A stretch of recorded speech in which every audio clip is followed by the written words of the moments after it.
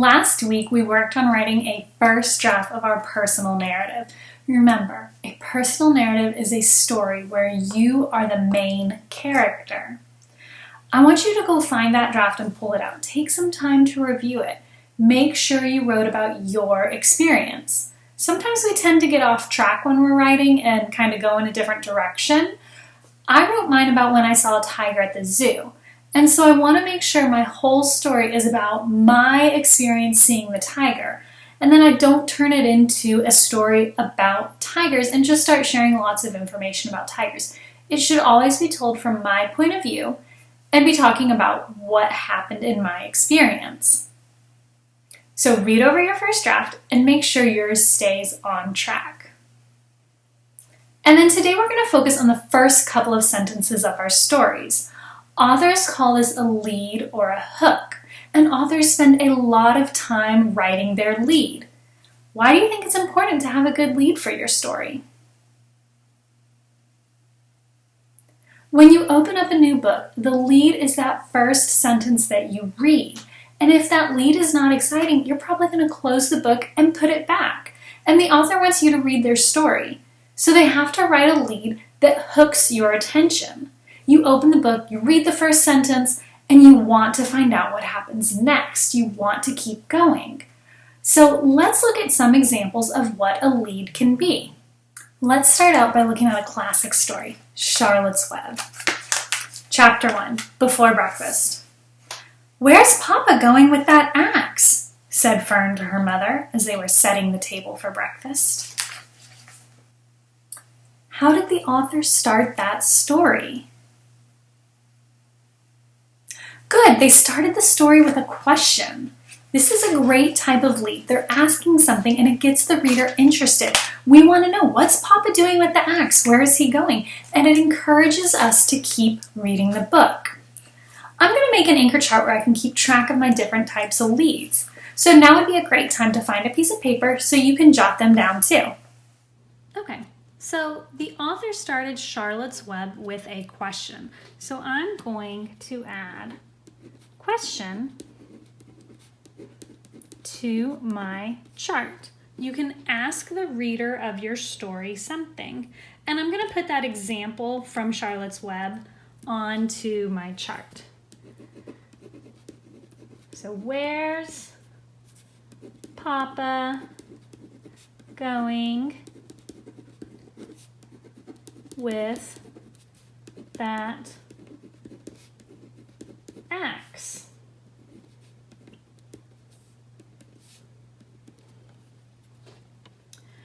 And our question doesn't always have to be in dialogue. A really kind of basic way to hook our reader with a question might be, so for my story, I'm writing about seeing the tiger at a zoo.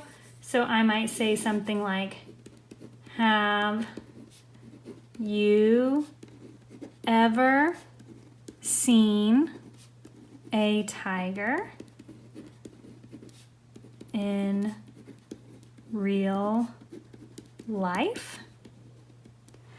And this can kind of hook in my reader too, because then they would be thinking like, have I seen a tiger in real life? Ooh, this is going to be talking about seeing a real tiger.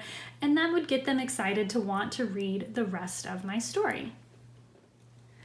Using a question as your lead is pretty common, but if all stories started with a question, would that be very interesting? It works in Charlotte's Web and it can work in your personal narrative, but we don't want to start everything the same way. So let's look at some other ways that an author can hook their reader. Let's listen to another story. This one is called Road Trip. Boom, kronk, kronk, kronk. Dad, what was that? I stammered as the palm of my hand slowly slid down my face to reveal what we hit. What did the author do to start that story? Great, they started with a sound. Sometimes you might hear that called an onomatopoeia. It's a word that is written, but when we say it, it says the sound we're saying. Okay, so let's add onomatopoeia or sound to our chart, because we can see, now that you can see it right now, boom, kadonk, kadonk, kadonk. The words you're saying out loud actually make the sound.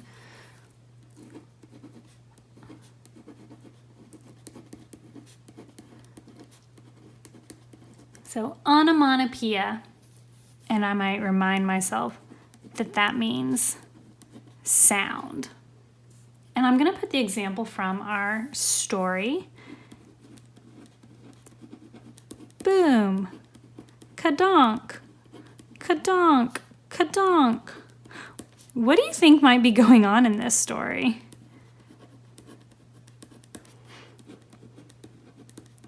Yeah, that's kind of what I thought. Maybe they have a flat tire. If I wanted to use a sound to start my story about seeing a tiger at the zoo, I could start with the sound a tiger makes. Roar. That's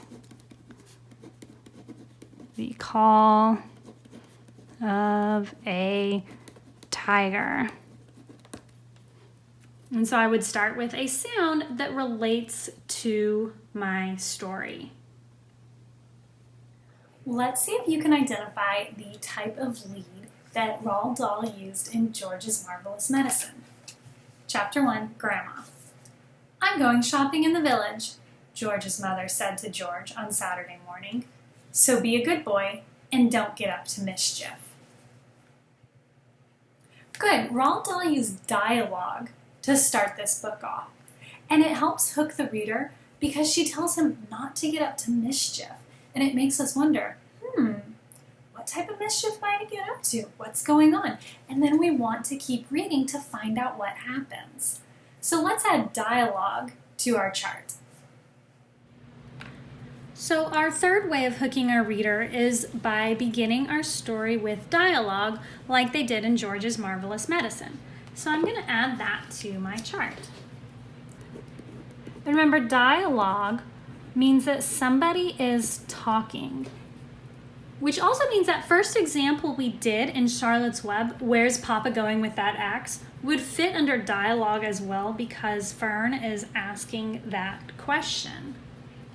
Our dialogue from George's Marvelous Medicine, remember, is with George's mother. And she says, I'm going shopping.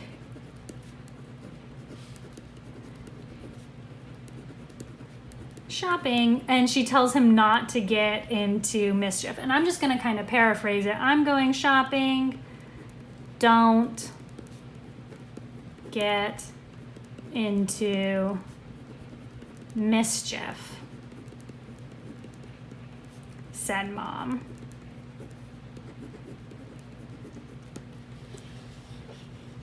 And so if I think about my story about seeing a tiger at the zoo, and if I think about how I can start that story with dialogue, I'm thinking back to that day, and I was walking around with the other third grade teachers, and I really wanted to go see the tiger.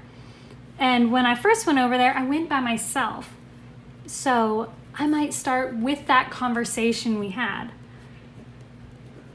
I'm going to go see the tiger, I told the other teachers.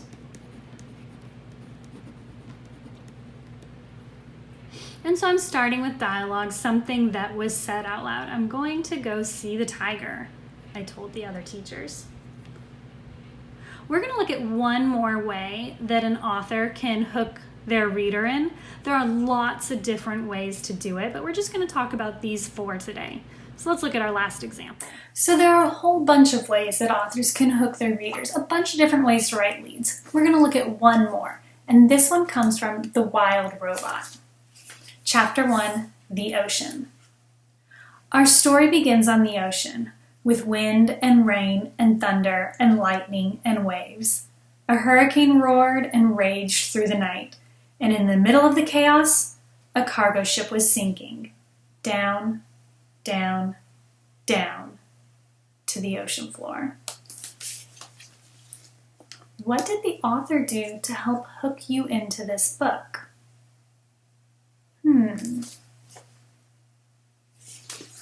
It sounds like the author is describing the setting.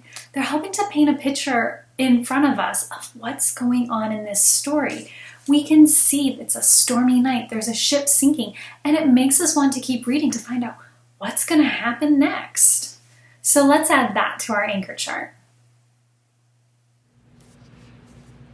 Okay, so in The Wild Robot, Peter Brown used a description of the setting and kind of that opening action to hook us in. So setting / action. He's letting us know what is going on by describing where we are, where the story is taking place. And I'm not going to write this whole first paragraph. I'm just going to write a reminder for me. Our story begins on the ocean.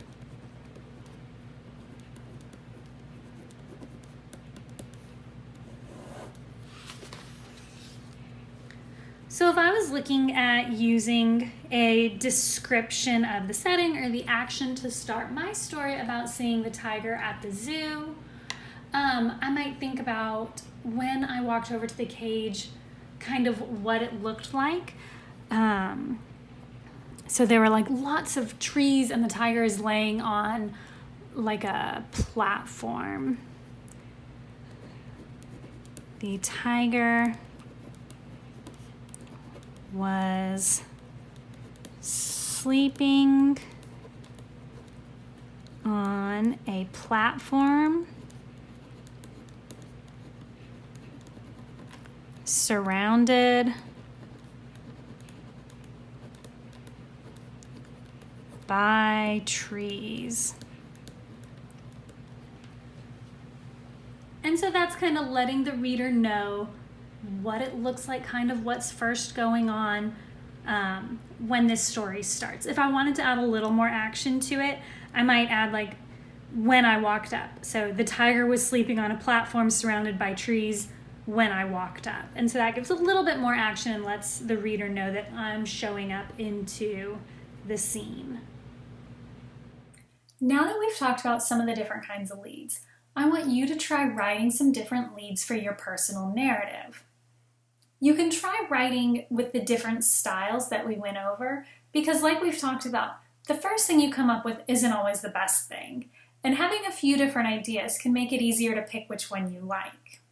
I'm going to show you a trick that makes it a little bit easier, because I know for most people, the worst part about writing rough drafts and writing is that you have to write and then write again, and then write again, and that can seem like a lot of work.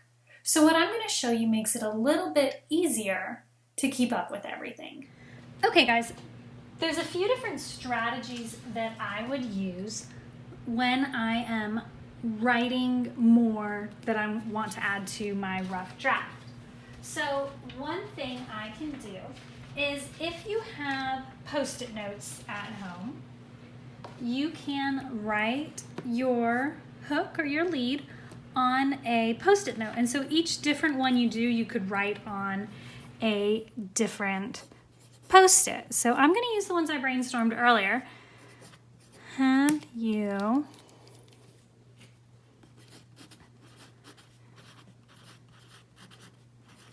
and I'm going to write all of them on a separate Post-it note.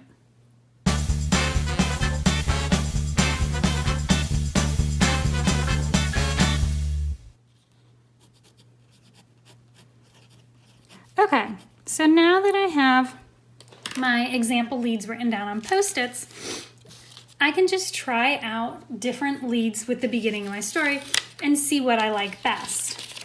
So I can kind of pull them to the side, read my lead. Have you ever seen a tiger in real life? I decided to walk to the tiger habitat by myself. The tiger was lying on a platform sleeping. And then I can kind of decide, do I like this one? I might put a little check on it or a happy face if I like it, maybe a sad face if I don't like it as much, and then I'll try a different one. Roar, that's the call of a tiger. I decided to walk to the tiger habitat by myself. And if I don't like the way my lead goes with my introduction, remember this is just a draft and we can always change it. But I can read each of my leads and see which one I like best, and I don't have to rewrite the whole thing.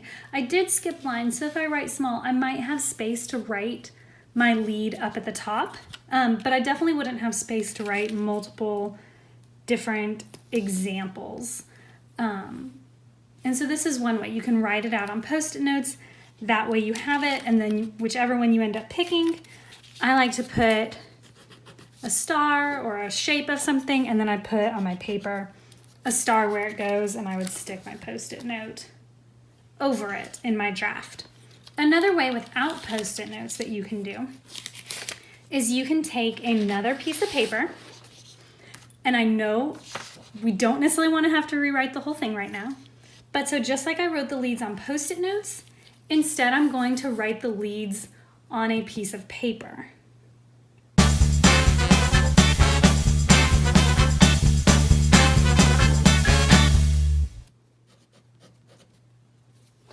Okay, so just like I did with the Post-its, now that I have them written out, I would read through, and notice I skipped lines, I would read through them kind of with the beginning of my story and decide which one I like best. And once I pick my favorite, and remember, if it doesn't go perfectly with your first story, that's okay, because as we edit, we can change it. But when I pick my favorite, I would take a pair of scissors. So let's say I like this one. The tiger was sleeping on a platform surrounded by trees when I walked up. I can take my scissors and cut just that part out. I would still hold on to these just in case I need some inspiration or I change my mind. And then I would take a piece of tape, and I'm going to kind of tape it to where I want it to go in my story. Oh, my tape isn't ripping very well, but that's okay. So this is my lead, so I'd want it to go up at the top. So I'd use my piece of tape to tape it to the top of my story. And I know it kind of covers it up, but the beauty of tape, I'm only taping it on one side, is that to read it, I can read this sentence, the tiger was sleeping on a platform surrounded by trees when I walked up, and then I can flip it up and keep reading. And now, if I keep this as my lead, I will have to do some editing because my lead kind of starts out the way my draft did, so I might take these first two sentences out. I decided to walk the tiger habitat by myself. The tiger is lying on a platform sleeping, because this sentence might sound a little bit more exciting. And so if I'm going to do that, I would just cross these out, and then I leave my taped new part there. So I'm not having to rewrite the entire thing. I don't have to erase everything, but I can still make that change to my lead. The tiger was sleeping on a platform surrounded by trees when I walked up. I was so excited to see him. And then I'd be able to read through the rest of my story. So those are two kind of easy strategies for changing something in a story when you're still in the draft stage without having to write an entire new draft every time you make a tiny change. You can put things on Post-its, or you can put things on strips of paper and then just kind of tape them where they go and have them as little flaps. So keep practicing writing leads. You might need to do it a few times until you get one you really like. Try reading your lead to someone in your family and see if it hooks their attention. Because remember, the point of a lead is to grab your reader and make them want to read the rest of your story. Once you like your lead, make sure you hold on to your lead and your rough draft, because tomorrow we're going to work on adding more details and dialogue and really expanding on our story to make it exciting. So I'll see you guys then.